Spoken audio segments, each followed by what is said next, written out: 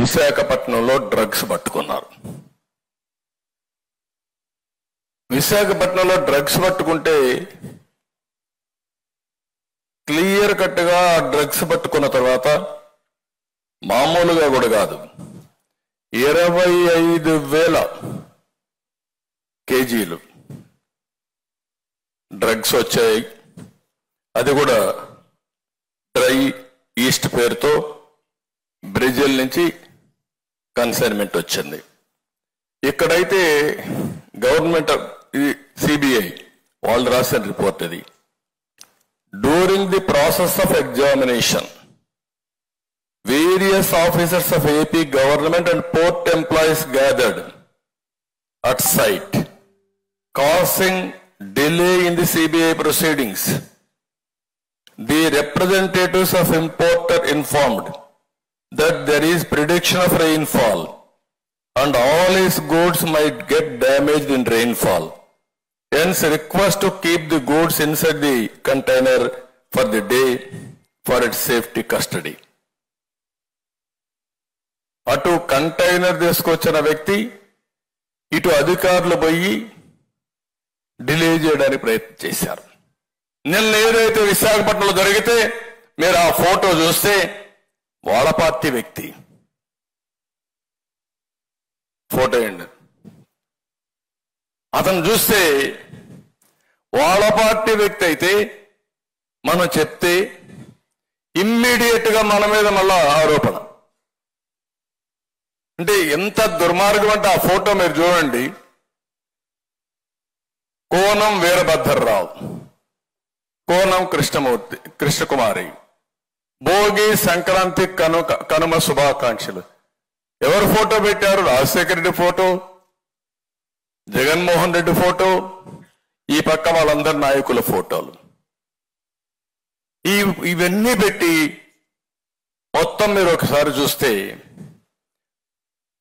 అదే సమయంలో Brazil president తో ఆయన అవుతానే విజయసాయి రెడ్డి ఒక ట్వీట్. వీళ్ళు ఎక్కడికి వచ్చారో నాకైతే అర్థం కావడం లేదు. ఇప్పుడు కంటైన్మెంట్ ఎక్కడి నుంచి స్టార్ట్ అయ్యింది? బ్రెజిల్ నుంచి స్టార్ట్ అయ్యింది. బ్రెజిల్ నుంచి స్టార్ట్ అయ్యింది. వైఎస్ఆర్ కాంగ్రెస్ నాయకుడు ఈ స్టేట్మెంట్ చూడండి. క్లియర్ గా congratulations to Luiz Inacio Lula da Silva on being elected as the new president of Brazil, hoping that the new government will strengthen democracy in the country and put an end to years of decisive administration. Brazil president తో connection ఉంది. గొప్ప నాయకుడు కదా ఆయన, ప్రధానమంత్రి స్థాయి వ్యక్తి ఇతను కాదు, ఇంటర్నేషనల్ మాఫియా. అదే వీళ్ళు చేసే పని. ఆయన నన్న స్టేట్మెంట్ ఇస్తాడు, నాకు పురంధేశ్వరి రిలేటివ్ అంట, నాకు సంబంధాలంట. అంటే అడ్డంగా మీరు ఎందుకు అర్థం చేసుకోవాలంటున్నారంటే 5 సంవత్సరాలు ఈ రాష్ట్రంలో డ్రగ్స్ మాఫియాని పెంచి పోషించి కడాన రాష్ట్రాన్ని నాశనం చేసి ఈరోజు ఇంటర్నేషనల్ మాఫియాతో సంబంధాలు ఎస్టాబ్లిష్ చేసే పరిస్థితికి వచ్చారంటే వీళ్ళు ఏమనాలో నాకైతే అర్థం కావడం లేదు. మీ నాయకులు చేస్తారు, మీ నాయకుల దగ్గర చేపిస్తారు, చేయించి నేరం మన మీద మోపే ప్రయత్నం. ఇది మీరు గుర్తుపెట్టుకోవాల్సిన అవసరం ఉంది. అందుకే నేను చాలా స్పష్టంగా చెప్తున్నా, ఈరోజు ఇక్కడ జరిగే విషయాలు మీరు చూస్తే ఈ రాష్ట్రంలో వచ్చే డబ్బులంతా ఇంటర్నేషనల్కి వెళ్ళిపోతున్నాయి, విదేశాలకు వెళ్ళిపోతున్నాయి హవాలా రూట్లో. ఇవి కానీ ఈ రోజా రేపా ఎల్లుండా మనకు తెలియదు. నిన్న మీరు చూస్తే అక్వా ఏదైతే కంపెనీ ఇప్పుడు మనం మాట్లాడుతున్నామో ఆ వ్యక్తి కోనం వీరభద్రరావు, సంధ్య అక్వా ఎక్స్పోర్ట్ పేరుతో వచ్చింది. ఇది అతను వైసీపీ నేత